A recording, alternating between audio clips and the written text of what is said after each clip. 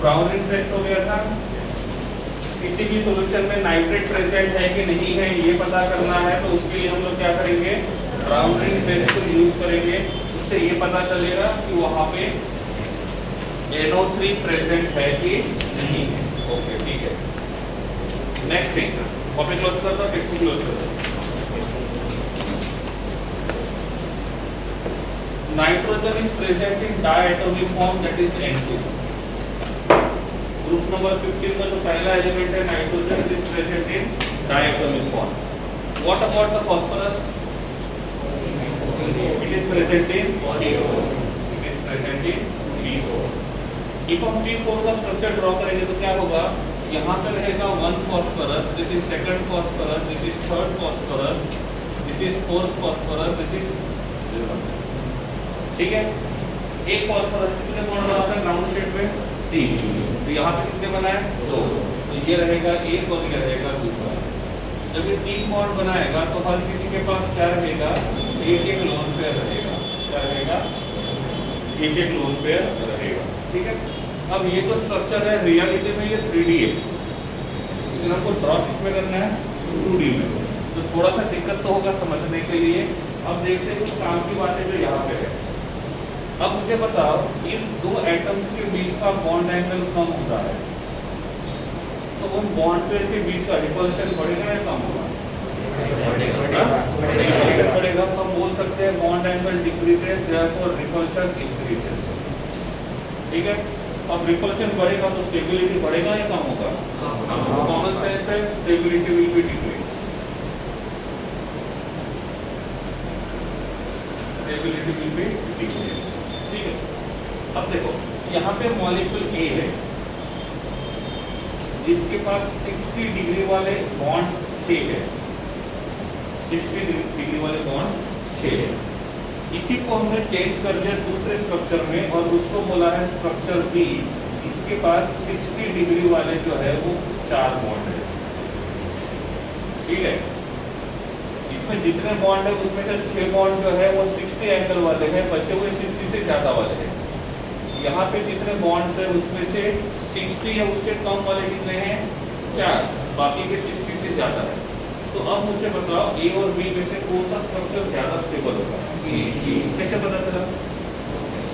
क्योंकि जितना bond angle कम रहेगा उतना रिपल्शन, ये तो लिखा हुआ है ना, बॉन्ड एंगल कम रहेगा तो स्टेबिलिटी भी कम रहेगा। तो यहाँ पे कम बॉन्ड एंगल वाले एंगल बॉन्ड कितने हैं?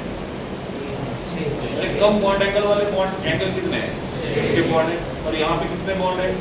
तो सिंपल सी बात है, इसमें रिपल्शन, इसमें रिपल्शन, इसमें स्टेबिलिटी, इसमें स्टेबिलिटी, समझ में आ रहा है? तो हमको क्या करना है, कम स्टेबल वाले को ज्यादा स्टेबल बनाना है, तो रिपल्शन करने वाले बॉन्ड्स का क्वांटिटी बढ़ाना है, कम करना है। अब रियल में क्या होता है, यहाँ पे ये जो बॉन्ड एंगल आता है ये आता है 60, यहाँ पे ये वाला बॉन्ड एंगल रहेगा 60, तो ये कितना रहेगा? 120। देखने में 120 लगता है लेकिन रियल में 60 है। रियल में कितना है? 60। तो यहाँ पे जो ये वाला रहेगा ये भी कितना रहेगा? 60। तो अब मुझे बताओ यहाँ पे जितने भी बॉन्ड्स बने हैं वो कितने वाले हैं? 60। और बॉन्ड एंगल कम है, मतलब 60 मतलब बहुत कम हो गया ना। 90 तो ठीक है लेकिन 60 है और 60 बॉन्ड एंगल है, इसका मतलब उसमें रिपल्शन, और रिपल्शन ज्यादा रहेगा तो स्टेबिलिटी। तो ये हमको बोल रहा है कि एक काम करो, आप मुझे ऐसे स्ट्रक्चर में कन्वर्ट करो जिसमें स्टेबिलिटी बढ़े। वो हमको स्टेबिलिटी बढ़ाने के बारे में बोल रहा है, इसका मतलब वो क्या बोल रहा है कि ये 60 बॉन्ड एंगल वाले जो बॉन्ड्स है उनका क्वांटिटी बढ़ाने के लिए बोल रहा है, कम करने के लिए? कम करने के लिए, क्योंकि 60 वाले बॉन्ड एंगल स्ट्रॉन्ग होंगे तो ही तो स्टेबिलिटी बढ़ेगा ना। लेकिन हमने बोला ठीक है, हम चाहे जैसा स्ट्रक्चर बना सकते हैं, पूछ लेते पहले। इफ हम किसी के घर को रेनोवेट कर रहे हैं, डेकोरेट कर रहे हैं, उसने बोला कि अच्छा बनाना है, एकदम फर्स्ट क्लास दिखना चाहिए, बस कोई भी घर में आकर तो देखते रहना चाहिए। अब आदमी 2 तरीके का देखता है, एकदम घटिया दिखा तो मतलब बहुत अच्छा दिखा, उसने बोला कि एकदम अच्छा दिखना चाहिए, तो कोई बात नहीं, वो अपनी कंडीशन रखेगा, ये दीवार को नहीं तोड़ना है, वो खिड़की को हाथ नहीं लगाना है, ये फैन जैसे के वैसा रहना चाहिए, तो ये उनकी कंडीशन होती है। सेम इसलिए तो हमको बोला है कि आप उनको रेनोवेट कर दो और ऐसा स्ट्रक्चर बना दो तो हमारा स्टेबिलिटी मेंटेन है। लेकिन ऐसे कंडीशन है, पहले भी मैं 3 बॉन्ड बनाता था, बाद में भी 3 ही बॉन्ड बनाऊंगा, मेरे लोन पेयर को कुछ नहीं होना चाहिए, वो हमारी प्रॉपर्टी है, जब चाहे तब यूज कर सकते, किसी के साथ बॉन्ड बना सकते। तो ये इसकी कंडीशन है कि बॉन्ड पेयर को कुछ नहीं होना चाहिए, लोन पेयर को कुछ नहीं होना चाहिए, बॉन्ड पेयर का क्वांटिटी उतना ही होना चाहिए, लोन पेयर का क्वांटिटी भी उतना ही होना चाहिए, कोई चेंज नहीं आना चाहिए। ठीक है, तो हम तो ठीक है, बस हम इसको रेनोवेट कर लेते हैं। रेनोवेट करने के लिए क्या किया, हम यहाँ पे P4 है, इसको मोनोमर कंसीडर करते हैं। क्या कंसीडर करते हैं? मोनोमर। यहाँ पे ड्रॉ किया हमने phosphorus attached to phosphorus attached to phosphorus attached to phosphorus attached to phosphorus, ये रहेगा एक मोनोमर, ये रहेगा एक मोनोमर। ठीक है, यहाँ पे हम दूसरा मोनोमर ड्रॉ करते हैं।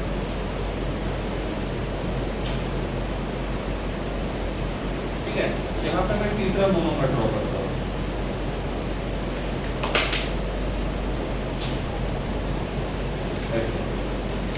ठीक है, इसमें और इसमें कुछ फर्क है? लोन पेयर थे, उसको ड्रॉ नहीं किया मैंने। इसमें और इसमें कुछ फर्क है? नहीं है, सेम ही। अब क्या किया, इस बॉन्ड को तोड़ा हमने। तो इसके पास कितने वैकेंसी है? मैंने बोला था सिलिकेट पढ़ाया था, टर्मिनल वाला हमेशा बाकी लोगों से डिफरेंट नेचर शो करेगा। ठीक है, ये वाला बॉन्ड हमने तोड़ दिया। इसके पास कितना वैकेंसी है? 1। इसके पास कितना है? 1। दोनों मिलकर क्या करेंगे? बॉन्ड बनाएंगे। अब ये वाला जो रहेगा वो इसके साथ बॉन्ड बनाएगा। तो मोनोमर से क्या बनाया? डायमर से क्या बनाया? ट्राइमर से क्या बनाएंगे? पॉलीमर बनाएंगे ना, तो पॉलीमर बनते जाएगा। अब देखना है सेंटर वाले को, मतलब नॉन टर्मिनल को देखना है। टर्मिनल वाला तो थोड़ा सा अलग प्रॉपर्टी शो करेगा, नॉन टर्मिनल को देखेंगे। अब इसमें देखो और इसमें कुछ फर्क है क्या? इसमें जो 60 वाले बॉन्ड्स थे उनका क्वांटिटी ज्यादा, और इसमें 60 वाले बॉन्ड का क्वांटिटी कम, क्योंकि ये वाला जो बॉन्ड रहेगा वो अब 60 नहीं रहेगा, वो 60 से ज्यादा रहेगा। ठीक है, तो अब मुझे बताओ, इसको माना स्ट्रक्चर A और इसको माना स्ट्रक्चर B, तो दोनों में से किसका स्टेबिलिटी ज्यादा रहेगा? B का स्टेबिलिटी ज्यादा है। तो हमने इसको रेनोवेट कर दिया, मोनोमरिक फॉर्म को पॉलीमरिक फॉर्म में लेके गए, तो स्टेबिलिटी बढ़ा या कम हुआ? इसकी कंडीशन क्या थी? मेरा लोन पे रेजिडेंस होना चाहिए, रहेगा नहीं रहेगा?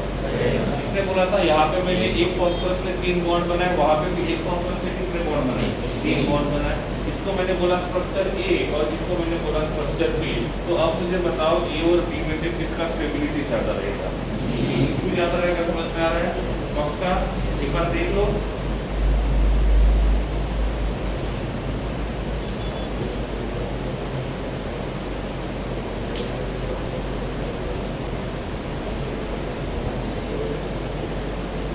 Done, let's go. चलो इसका जेरॉक्स निकाल लो। यहाँ पे phosphorus attached to phosphorus attached to phosphorus attached to phosphorus, phosphorus attached to phosphorus attached to phosphorus attached to phosphorus, phosphorus attached to phosphorus attached to phosphorus attached to phosphorus attached to phosphorus। ये इसका xerox है। आप बोलोगे sir वहाँ पे तो blue colour से किया था, इसमें ब्लैक कलर है, जेरॉक्स तो ब्लैक ही आता है ना। कलर जेरॉक्स में इतने पैसे नहीं हमारे पास, तो ब्लैक एंड व्हाइट जेरॉक्स निकाल दिए। ठीक है, अब क्या किया, इस बॉन्ड को तोड़ा और इस बॉन्ड को तोड़ा, इसको यहाँ ज्वाइंट किया, ये इधर ज्वाइंट होगा, ये इधर ज्वाइंट होगा। इस बॉन्ड को तोड़ा, ये यहाँ ज्वाइंट होगा, ये यहाँ ज्वाइंट होगा, ये यहाँ ज्वाइंट होगा। इस बॉन्ड को तोड़ा, ये यहाँ ज्वाइंट होगा, ये यहाँ पे और ये यहाँ पे, और ये बन गया हमारा स्ट्रक्चर C। अब बोलो B और C में से ज्यादा स्टेबल कौन है? C और A में से ज्यादा स्टेबल कौन है? तो स्टेबिलिटी के हिसाब से जाएंगे तो हमारे पास A स्ट्रक्चर है, B स्ट्रक्चर है और C स्ट्रक्चर है। किसका स्टेबिलिटी सबसे ज्यादा है? कौन सा मॉलिक्यूल जल्दी टूटेगा? कौन सा नहीं टूटेगा?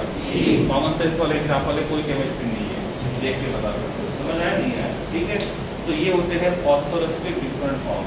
फॉस्फोरस A फॉर्म में भी होता है, फॉस्फोरस B फॉर्म में भी होता है, B फॉर्म मतलब B फार्मेसी नहीं, और ये C फॉर्म में भी होता है। तो तीनों फॉर्म में पॉसिबल है। समझ में आ गया? मैंने बी वालों को सी वाला स्ट्रक्चर बना दिया, आप ऐसा नहीं कर सकते क्योंकि वो पेन यहाँ पे जो लिखा हुआ वो इरेज नहीं होगा, यहाँ से इरेज हो सकता था, इसलिए वो डायरेक्टली मैंने इसको इसमें कन्वर्ट कर दिया है। अब बताया मतलब देखा जाए इंग्लिश में तो इसको बोलते हैं व्हाइट फॉस्फोरस। क्या बोलते हैं? White phosphorus. इसको बोलते हैं रेड फॉस्फोरस, और इसको बोलते हैं आपका पसंदीदा कलर कौन सा? Black phosphorus. ठीक है, तो ये जो पहला वाला जो स्ट्रक्चर था वो हमने ड्रॉ किया था किसका? रेड फॉस्फोरस का। दूसरा वाला जो स्ट्रक्चर ड्रॉ किया था व्हाइट था, ध्यान है, मुझे लगा सोए हो। तो पहला वाला जो स्ट्रक्चर था वो कौन सा था? व्हाइट फॉस्फोरस का। दूसरा स्ट्रक्चर ड्रॉ किया था वो रेड फॉस्फोरस का, और तीसरा स्ट्रक्चर ड्रॉ किया था वो ब्लैक फॉस्फोरस। समझ में आ रहा है? और ये तीनों के तीनों फॉस्फोरस के एलोट्रॉप्स है। क्या है? एलोट्रॉप्स। ठीक है, तीनों के तीनों फॉस्फोरस से ही बने हैं, ओनली फॉस्फोरस से बने हैं। ये भी ओनली फॉस्फोरस से बना हुआ है, ये भी ओनली फॉस्फोरस, ये भी। डायमंड भी ओनली कार्बन का बना है, ग्रेफाइट भी ओनली कार्बन का बना है, फुलेरोस भी ओनली कार्बन का बना है, लेकिन तीनों के स्ट्रक्चर अलग अलग है, तीनों के फिजिकल प्रॉपर्टी भी अलग अलग रहेंगे, तो उनको हम बोलते हैं एलोट्रॉप्स। ठीक है, तो ये तीनों के तीनों एलोट्रॉप्स रहेंगे। सिंपल क्वेश्चन है, ये वाला जो मॉलिक्यूल आपको दिख रहा है पॉलीमरिक फॉर्म में, इट विल बी पोलर और नॉन पोलर?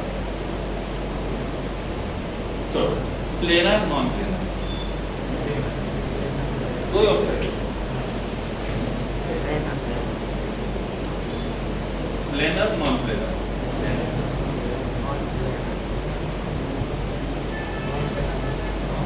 कोई ऑप्शन है ना?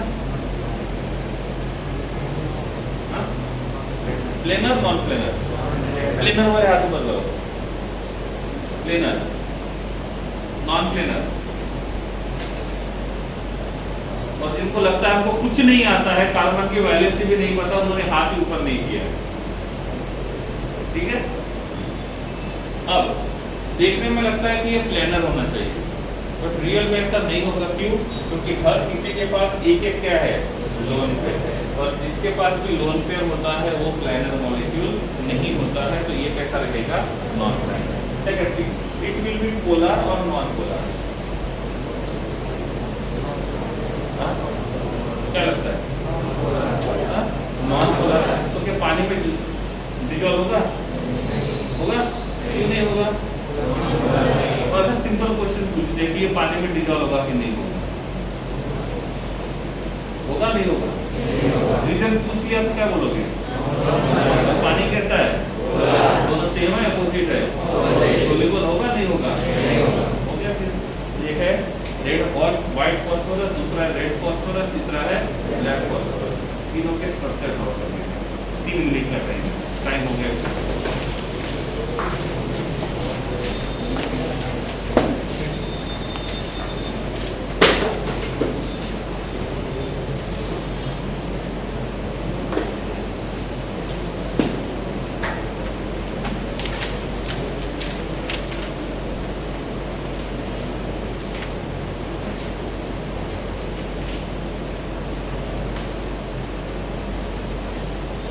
ABC मत लिखो, एक को बोलो व्हाइट फॉस्फोरस लिखो, दूसरे को लिखो रेड फॉस्फोरस, और तीसरे को लिखो ब्लैक फॉस्फोरस।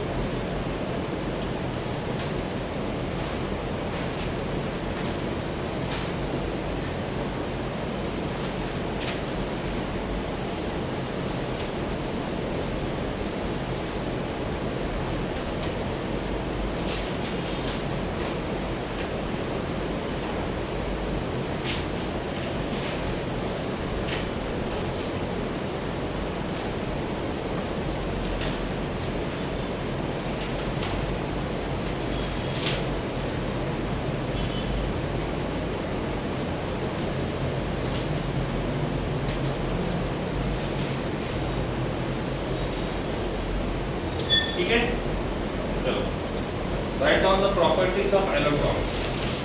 सबसे पहले white phosphorus,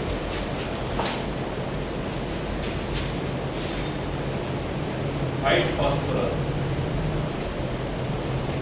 it is soft and waxy solid, it is soft and waxy solid,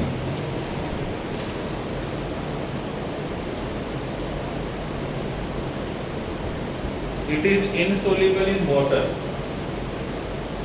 it is insoluble in water, but next point, it is soluble in carbon disulfide and benzene, it is soluble in carbon disulfide and benzene,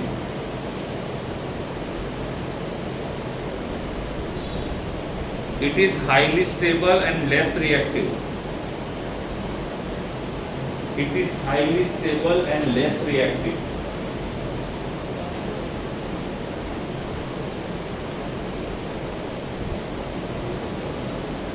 it shows spontaneous reaction with oxygen, it shows it is highly unstable and highly reactive, it is highly reactive and it is highly unstable, it is highly unstable and less reactive and less reactive, highly unstable and less reactive. Next point, it shows spontaneous reaction with oxygen,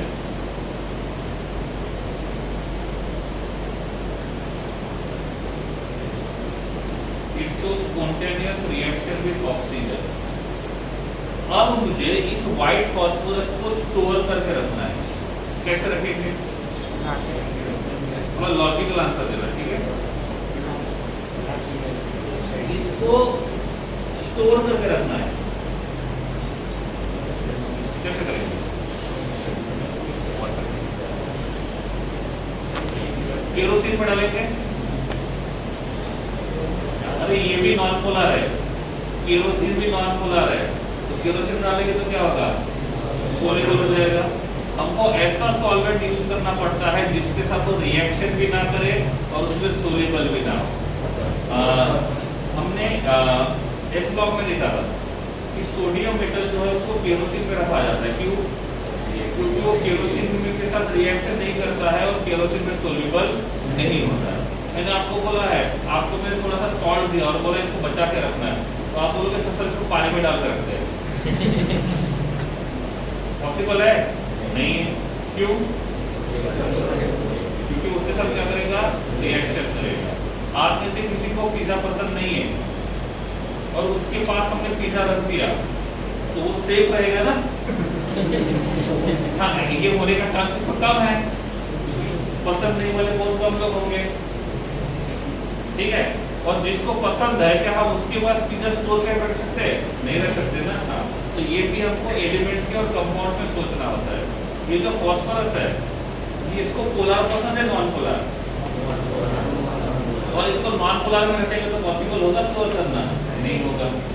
उसको atmosphere में खुला रख सकते हैं, क्यों? क्योंकि अभी तो लिख के दिया था ऑक्सीजन के साथ स्पॉन्टेनियस रिएक्शन करेगा, ऑक्सीजन के साथ करेगा, O2 के साथ। क्या पानी के साथ रिएक्शन करता है? तो इसको पानी में रख सकते हैं। तो देखो, it can be stored in water. एक लाइन बताने के लिए इतना बताना पड़ता है, क्योंकि रीजन भी तो पता होना चाहिए क्यों रखा है, करके रखा है तो रखा है, हमको क्या करना है, ठीक है? It is highly toxic, it is highly toxic. जब भी कहीं मिले तो थोड़ा सा खा ले, खाना है नहीं खाना है? अरे पिज्जा की बात कर रहा हूँ, खाना है नहीं खाना है? तो इंतजार कर रहे बोला सब, तो उन्होंने चला जाए पूरी पलटन लेके जाएगा। It's highly toxic. It's show chemiluminescence, it's show chemiluminescence. Chemi का मतलब केमिकल कंपाउंड, ल्यूमिनेसेंस का मतलब होता है चमकना। केमी का मतलब होता है केमिकल कंपाउंड, ल्यूमिनेसेंस का मतलब होता है चमकना। जो भी केमिकल कंपाउंड की वजह से ग्लो होता है, इस फिनोमिना को बोलते हैं केमिल्यूमिनेशन। ल्यूमिनेट होना, ल्यूमिनेट, ठीक है, हाँ, केमिल्यूमिनेशन। इसका एग्जांपल आपको बताता हूँ। एक विलन मूवी आया था, देखा कोई बात, उसमें सॉन्ग था,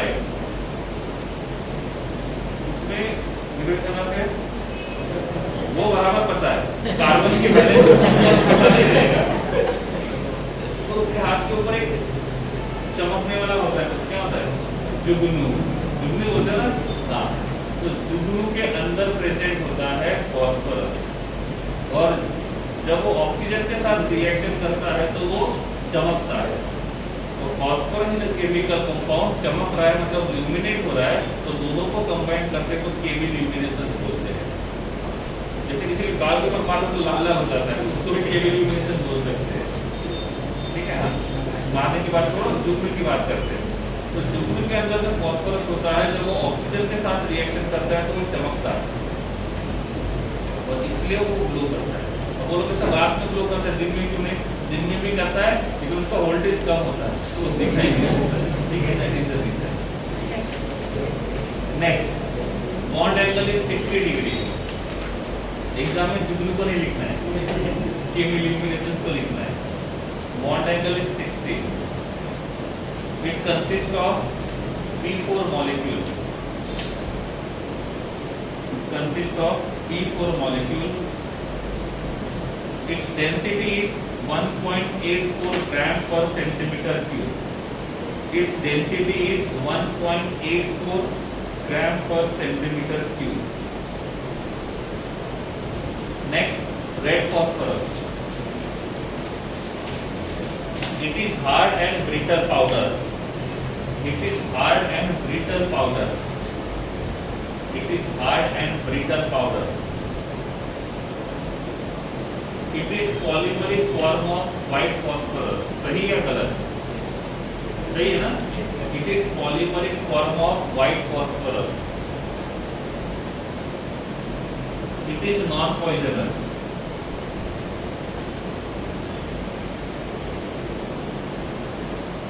It is non-poisonous. It is insoluble in water as well as carbon disulfide.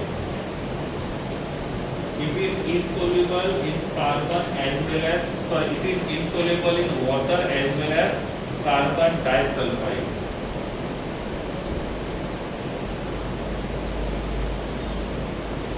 It is more stable than white phosphorus. It is more stable than white phosphorus. Its density is 2.1. Its density is 2.1.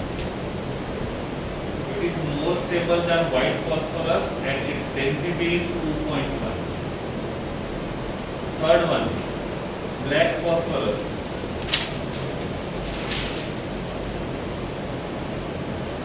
It is most stable allotrope of phosphorus.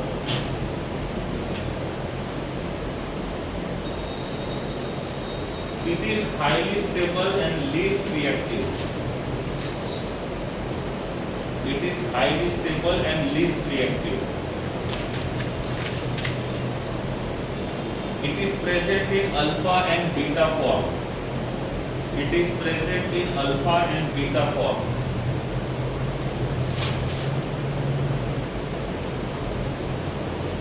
Its density is 2.69. Its density is 2.69. ठीक है, एक है red phosphorus, दूसरा white और तीसरा black. एक बार तीनों को पढ़ लो, तुम नहीं समझा उसमें तो पूछो।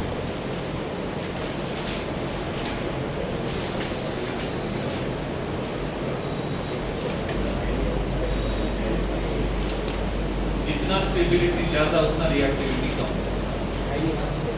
हाईली अनस्टेबल, नहीं हाईली अनस्टेबल, मोर रिएक्टिव होना चाहिए। पहले में देखो, जितना स्टेबिलिटी कम रहेगा उतना रिएक्टिविटी ज्यादा रहेगी। हाईली स्टेबल नहीं, highly stable highly stable least reactive, highly unstable most reactive. ठीक है, तो व्हाइट में क्या आएगा? Highly unstable and most reactive. और बोलो, ठीक है। Black phosphorus is insoluble in water as well as carbon disulfide। Black Why? Because इसकी स्टेबिलिटी बहुत ज्यादा है, और स्टेबिलिटी बहुत ज्यादा रहेगा तो वाटर में जाके जल्दी टूटेगा नहीं, और टूटेगा नहीं तो वाटर में इजीली सोल्यूबल नहीं होगा। It is insoluble in water as well as carbon disulfide। ठीक है, नेक्स्ट कॉपी का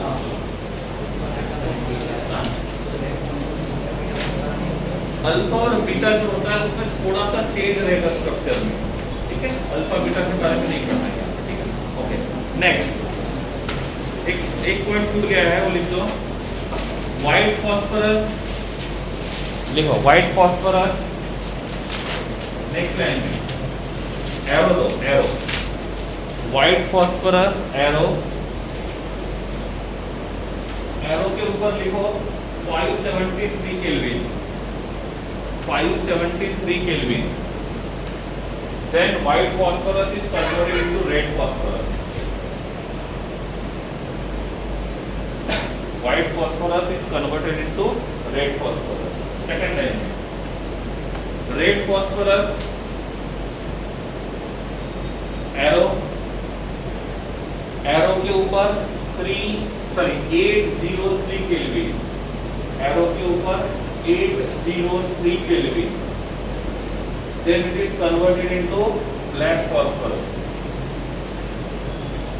then it is converted into black phosphorus. ये अल्फा वाला रहेगा, alpha black phosphorus. This is alpha black phosphorus. Third one white phosphorus arrow,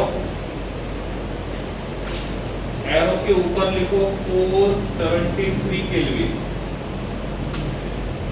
arrow के नीचे लिखो 4000 से 1000 एटीएम प्रेशर, 4000 से 1000 एटीएम प्रेशर।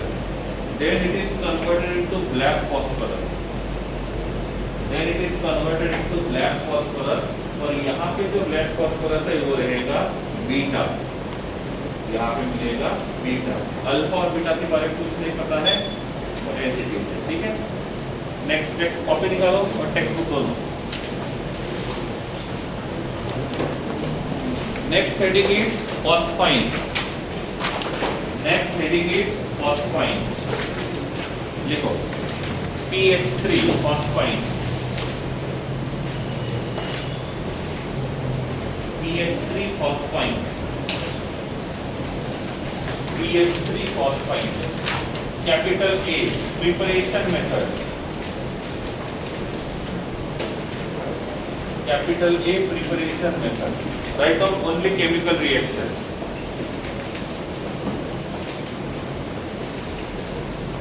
मंडे से सबके पास टेक्स्ट बुक होनी चाहिए। मार्केट में नहीं मिल रही है तो जेरॉक्स कर सकते हो, जेरॉक्स से दुकान शुरू हो।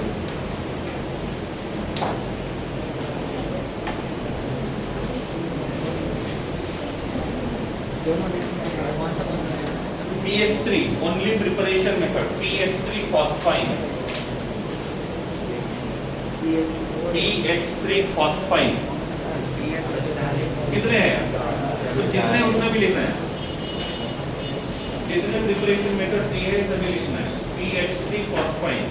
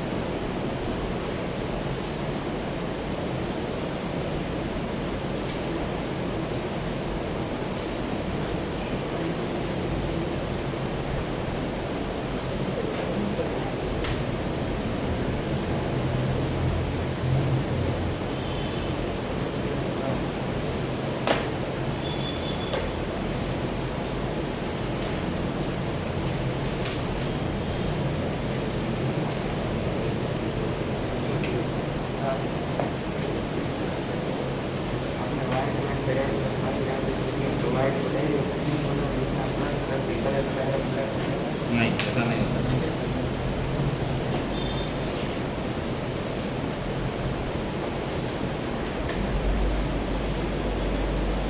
ठीक है, बोलो पहला रिएक्शन CH3P2 आएगा।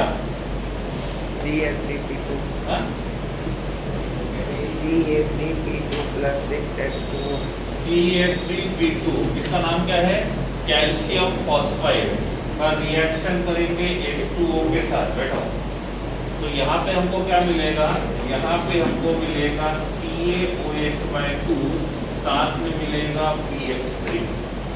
ठीक है, एक रिएक्शन एक्सप्लेन करके बताता हूँ, दूसरा नहीं बताऊंगा। ठीक है, इसका स्ट्रक्चर ड्रॉ करेंगे। कितने कैल्शियम है? कितने फॉस्फोरस? कैल्शियम कितने बॉन्ड बनाता है? और फॉस्फोरस 3। तो ये रहेगा calcium double bond phosphorus attach to calcium attach to phosphorus double bond calcium. तो this is the structure. Phosphorus का लोन पे ड्रॉ नहीं किया है, ड्रॉ कर देते हैं। क्लियर यहाँ तक? अब इनके बीच का जो बॉन्ड है आयोनिक और कोवैलेंट, कैसे पता चला? मेटल और नॉन मेटल है। आयोनिक बॉन्ड हमेशा आयंस के फॉर्म में रहेगा, तो ये दोनों बॉन्ड तोड़ेंगे, ये बन जाएगा +3, ये बन जाएगा -3, ये बन जाएगा +2, ये बन जाएगा -3, ये बन जाएगा +2। समझ में आ गया? यहाँ पे किसको यूज किया? H2O। इसमें डिसोसिएट होगा H+ और OH-। अब बोलो, ये H+ किसके पास जाएगा? किसके पास? P-3 के पास। एक P-3 को कितने हाइड्रोजन चाहिए? इसको कितने चाहिए? कितने हो गए? 6। तो पानी कितने ग्लास? 6 ग्लास। तो H+ कितने मिलेंगे? और OH कितने मिलेंगे? 6 में से 3 H+ यहाँ गए, 3 H+ यहाँ गए, H+ हो गए खत्म। क्या बचा? OH। किसके पास जाएगा? Ca+2। इसको कितने OH? इसको, उसको, कितने हो गए? 6। तो क्या मिलेगा? CaOH/2 और PX3। रिएक्शन को आपको बैलेंस करना पड़ेगा। समझ में आ गया? चलो, ये था पहला रिएक्शन। दूसरा रिएक्शन इधर ध्यान दो। CH3P2 का रिएक्शन करेंगे HCl के साथ। रिएक्शन करने का तरीका सेम है। यहाँ पे H+ और OH था, यहाँ पे H+ और Cl-। ठीक है, तो H+ जाएगा किसके पास? फॉस्फोरस के पास, और Cl जाएगा कैल्शियम के पास। तो यहाँ क्या मिलेगा? CaCl2 और यहाँ मिलेगा PX3। समझ में आ रहा है? नहीं समझा? ठीक है, तो ये दो प्रिपरेशन मेथड है। इससे हमने क्या किया? फॉस्फाइड को प्रोड्यूस किया। इसको प्रोड्यूस किया फॉस्फाइड को। ठीक है, ये वाला रिएक्शन आगे फिर से आएगा, ये वाला रिएक्शन आगे फिर से आएगा। तब एक बार फिर से इसको हम लोग देख लेंगे। ठीक है, थर्ड रिएक्शन बोलो। P4 plus NaOH plus H2O. This converted into PH3 plus NaH2PO3. नहीं, PO2। सही है? ओके, बैठो। ये क्या है?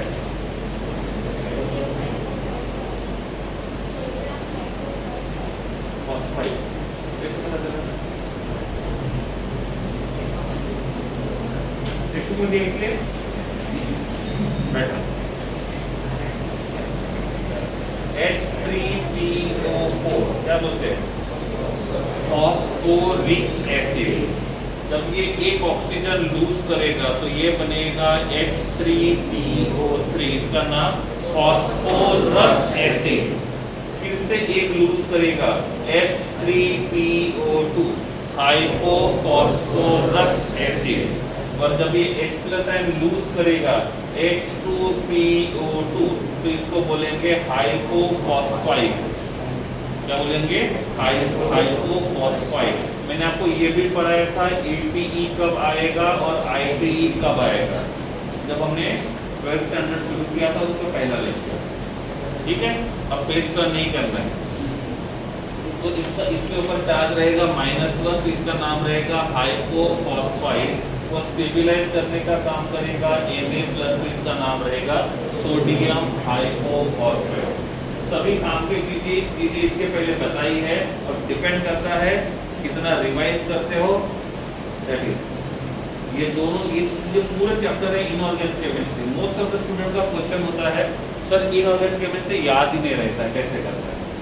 याद थोड़ी करना है, समझना है। इसमें क्या पूछा था मैंने, बॉन्ड कैसे टूटेगा। पहला क्वेश्चन ये पूछा था बॉन्ड कौन सा रहेगा, आयोनिक या कोवैलेंट, कौन कहाँ पे जाएगा ये पूछा था। यहाँ पे इसका नाम पूछा है, क्वेश्चन भी ऐसे पूछते हैं। और ये सब समझने के लिए दो चैप्टर जरूरी है 11th स्टैंडर्ड के, chapter number 3 and chapter number 4। कौन कितने बॉन्ड बनाएगा, किसके पास कितने लोन पेयर रहेंगे, किसका साइज बढ़ेगा, किसका साइज कम होगा, वो 3rd चैप्टर में पढ़ा था। कितने बॉन्ड बनाएगा, वो आयोनिक रहेगा कि कोवैलेंट रहेगा, पहचान रूल क्या कहता है, ये आता है। और वो चैप्टर समझ में आते हैं तो 12th स्टैंडर्ड का पूरा इनऑर्गेनिक केमिस्ट्री आराम से हो जाता है, कोई रट्टा मारने की जरूरत नहीं है। मुझे मैंने आपको क्वेश्चन पूछा था, क्वेश्चन आपको ये पूछा जाएगा P2O5 और P2O3 में से किसका आयोनिक कैरेक्टर ज्यादा है। कोई बड़ा नॉलेज नहीं चाहिए, 11th चैप्टर नंबर 4 पढ़ लो, आपको उसका आंसर वहीं पे मिल जाएगा, नया कुछ नहीं है, सब कुछ पुराना ही है। नो नीड टू मर्कअप, कोई रट्टा मारने की जरूरत नहीं है। 3rd और 4th चैप्टर अच्छे से कर लो हर एक चीज के साथ। इनर्ट पेरिफेरल वहीं पे आता है, लेकिन मैंने वहाँ नहीं बताया था, यहाँ बताया, यहाँ उस टाइम पे समझा नहीं, ठीक है। तो ये रहेगा 1st, 2nd and 3rd exam. और एक रिएक्शन बाकी है, पलक बोलो। PH4I PH4I plus KOH plus KOH, it is converted into PH3 attached to Ki attached to H2। इसका भी रिएक्शन बड़ा इंटरेस्टिंग है, इसका PH3 का। ये जो PH3 है ना, इसको खुद के ऊपर बहुत प्राउड है, और खुद से ज़्यादा प्राउड किसके ऊपर है, अरे बोलते रहता है क्या, जिसको भी लोन पे चाहिए होगा हमसे कांटेक्ट कर लेना। इसके बैड लक एक H+ एंड यहाँ से गुजर रहा था, और इसने सुन लिया। अब वो क्या करेगा, ठीक है कोई बात नहीं, बोल रहा है ना, ले बना मेरे साथ हुआ, तो क्या बनेगा, अब PH4 बनाने के बाद इसको समझ में आ गया ये बॉन्ड बनाने के चक्कर में हम तो बन गए पॉजिटिवली चार्ज और हम बन गए। अब ये बोल तो रहा था बड़ी से कि आ जाओ करके हम इलेक्ट्रॉन रिच, अब अनस्टेबल बन गया, तो उसको लग रहा है कि वापस आएगा तो इंसल्ट हो जाएगी, इसलिए सोच रहा है कोई निगेटिव चार्ज ढूंढे जो स्टेबलाइज करे, और रास्ते में इसको मिल गया I-।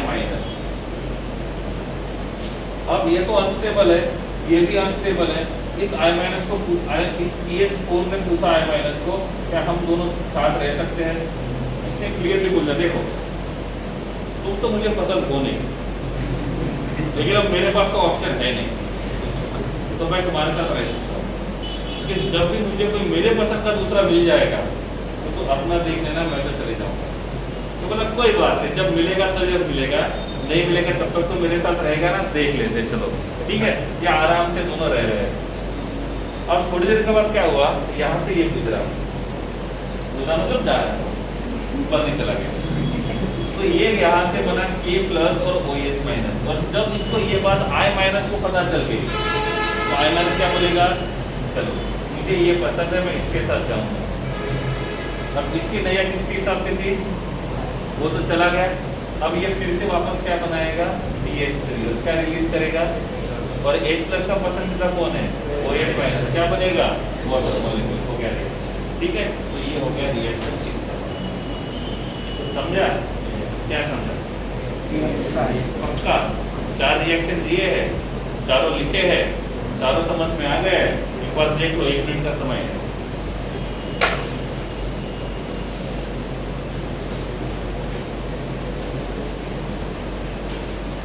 बॉन्ड तोड़ना जोड़ना क्यों टूटा, क्यों बना, ये समझ में आ गया तो हो गया काम, रट्टा नहीं मार सकते। यहाँ पे आयोडीन चेंज हो गया तो गए काम।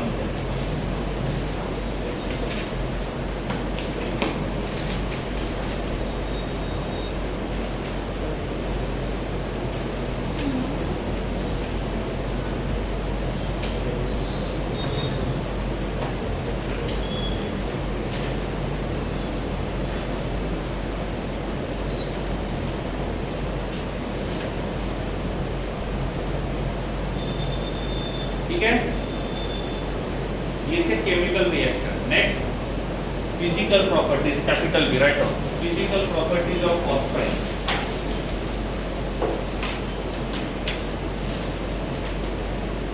पॉइंट वाइज लिखना है।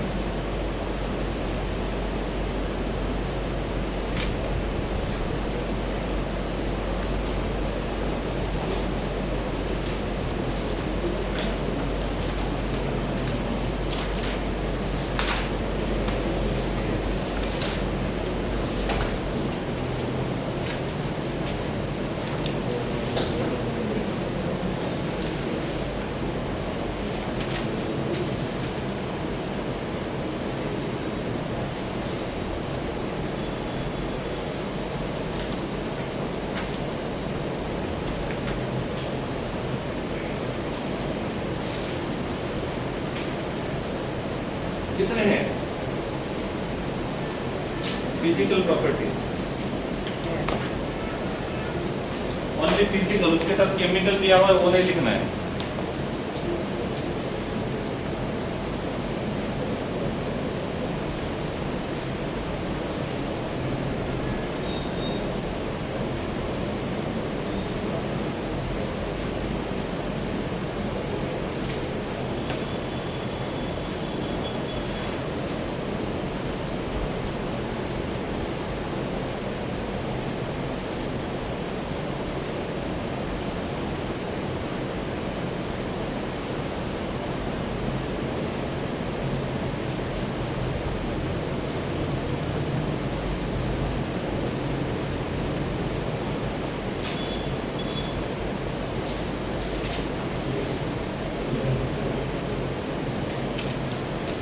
डन।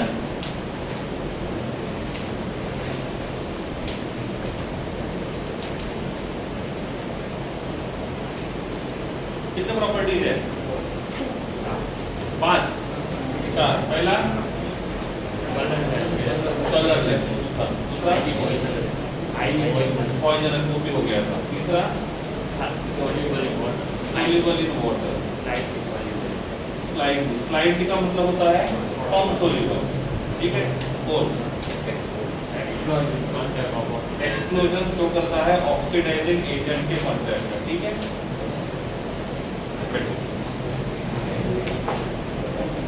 नेक्स्ट देखो, it show rotten fish smell. आ गया, मतलब जब फिश खराब होता है तो उसके बाद जो स्मेल आता है that is called as rotten fish smell. Freezing temperature 198.4 kelvin, 198.4 kelvin. Melting point 239.7 kelvin, 239.7 kelvin. It is slightly soluble and highly soluble. Bracket में लिख दो, due to small polarity, due to small polarity। इसमें polarity बहुत कम है और इसलिए कम soluble होगा। It is heavier than air, it is heavier than air।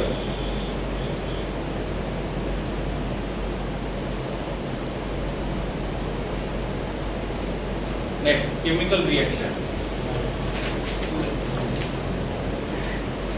Chemical reaction अच्छे से लिखना है, नोट्स बनाने जैसा ही काम करना है, ताकि नेक्स्ट टाइम जब पढ़ोगे तो टेक्स्ट बुक फिर से पढ़ने की जरूरत नहीं होनी चाहिए। कॉपी पढ़ोगे तो भी हो जाएगा, टाइम पास के लिए नहीं लिखना है।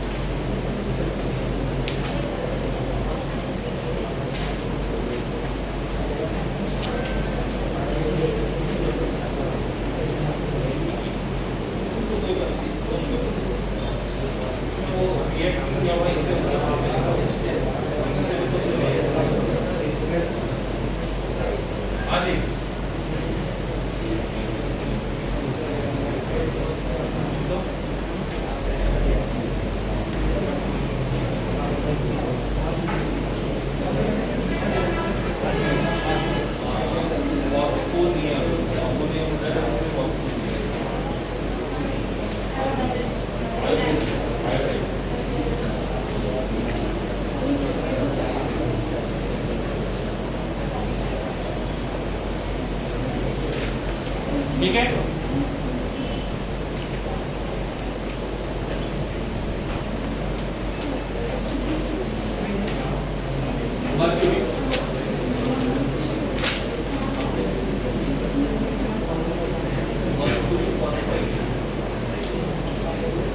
जहाँ पे भी बाइनरी मॉलिक्यूल है और दो में से फॉस्फोरस है तो उसको हम बोलेंगे फॉस्फाइड। क्या बोलेंगे? फॉस्फाइड।